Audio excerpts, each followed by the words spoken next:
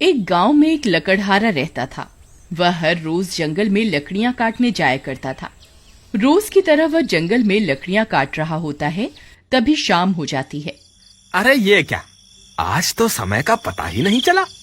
अगर रात हो गई तो मैं बहुत बड़ी मुसीबत में फंस जाऊंगा।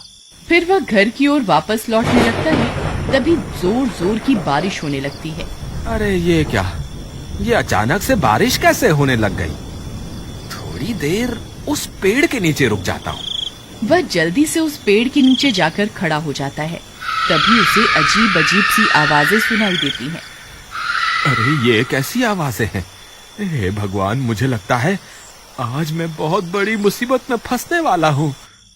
तभी बारिश रुक जाती है और वापस वह अपने गांव की तरफ चल देता है। तभी उसे महसूस होता है कि कोई उसका पीछा कर रहा है। वह बार बार मुड़ मुड़ के देखता है, लेकिन उसे पीछे कोई दिखाई नहीं देता। फिर वह आगे की ओर चल देता है।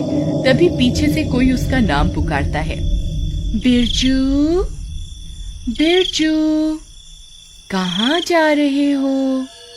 बिरजू, बिरजू। वह बहुत डर जाता है। वह फिर से पलटकर देखता है, लेकिन वहां कोई नहीं होता।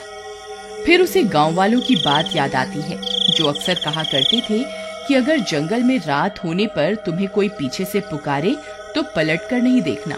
हे भगवान, आज तो मैं बहुत बुरा फंस गया। अब चाहे कुछ भी हो जाए, मैं पलट के नहीं देखूंगा। फिर वह अपने गांव की तरफ आगे चल देता है। तभी अचानक से एक चुड़ैल बिरजू का पीछा करने लगती है। ए बिरजू, कहाँ जा रहे हो? मेरी बात तो सुनो। बिरजू। बिरजू बहुत डर जाता है। अरे अब क्या करूं? जी आप कौन हैं? जरा अपना नाम तो बताइए।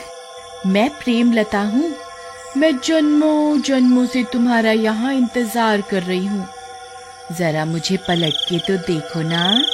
नहीं नहीं प्रेमलता जी, आज मुझे घर जाने में देरी हो रही है। मेरी बीवी मेरा घर पे इंतजार कर रही होगी। आज मुझे जाने दे, मैं कल फिर लौट कर आऊंगा।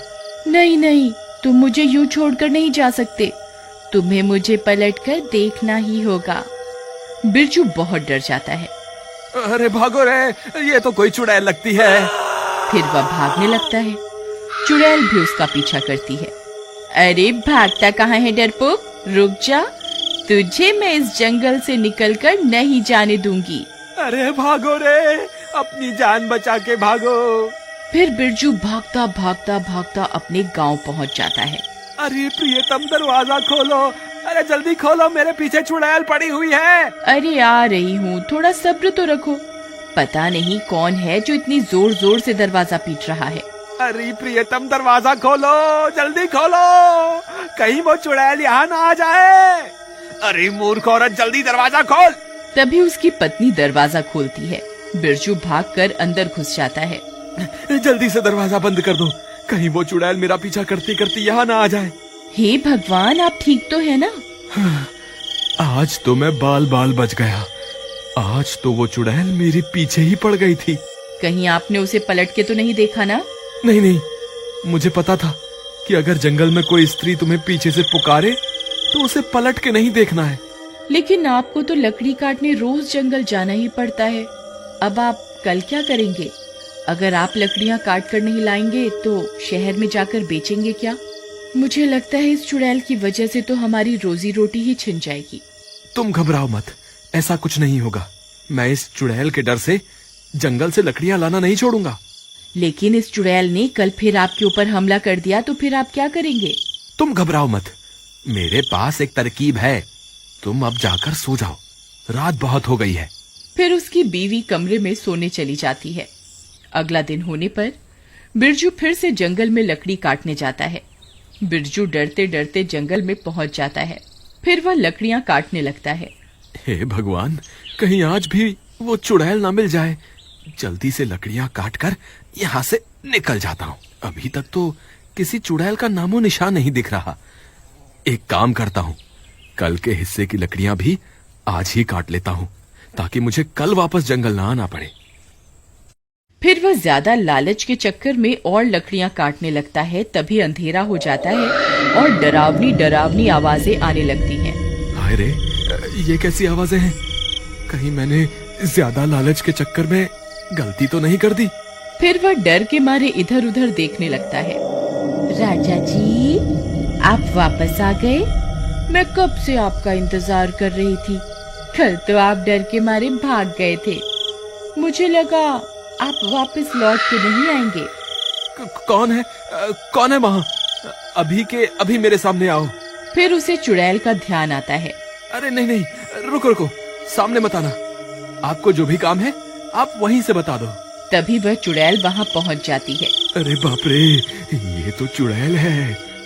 बिरजू उस चुड़ैल की तरफ पीठ करके खड़ा हो जाता है और चुड़ैल वहाँ पहुँच जाती है। राजा जी, आप कैसे हैं? कल आप मुझसे डर कर भाग क्यों गए थे? जरा पलट कर मुझे देखिए तो सही। नहीं नहीं चुड़ैल जी, मैं पलटकर आपको नहीं देख सकता। अगर मैंने पलटकर आपको देखा तो आप मुझे मार दोगे। हाय, मुझे माफ कर दो और मुझे जाने दो। आज तुम्हें मुझे पलटकर देखना ही होगा, नहीं तो मैं तुम्हें आज कहीं नहीं जाने दूंगी। मुझे लगता है आज ये चुड़ैल मुझे यहाँ से नहीं जाने देगी। अब क्या करूं? एक काम करता हूँ, जो तरकीब मैंने कल रात को सोची थी उसे आजमा कर देखता हूँ। क्या पता मेरी तरकीब काम कर जाए। ठीक है चुड़ैल जी, मैं आपको पलटकर जरूर देखूंगा, लेकिन उससे पहले मेरी एक शर्त है। कैसी शर्त? आप अपनी आंखें बंद कर लीजिए, फिर मैं पलटूंगा। अच्छा, तो राजा जी को मुझसे शर्म आ रही है।